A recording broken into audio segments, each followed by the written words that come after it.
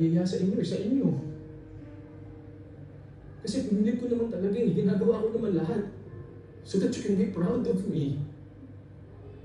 Pero I don't know. Hindi ko alam kahit anong gawin ko. Pili ko, I'm always a failure. Kuya.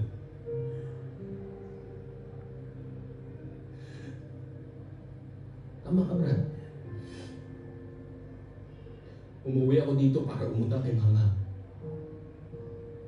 But this happened.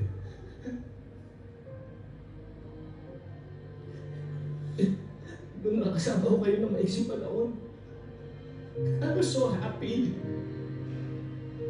Alam mo, naisip ko, ano ba pag ginagawa ko sa Amerika? Bakit ako kayod ng kayod? Tangina, tanda ko na. Ano ba bang hinahabol ko? Kaya binibenta ko yung bahay sa Amerika para at least mabayaran ko lahat ng utang ko. Kasi pag nangyari yung Brad, and I can come home for good.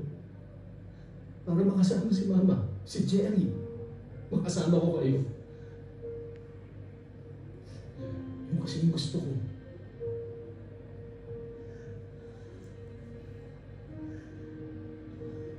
Yun pala ang gusto ko.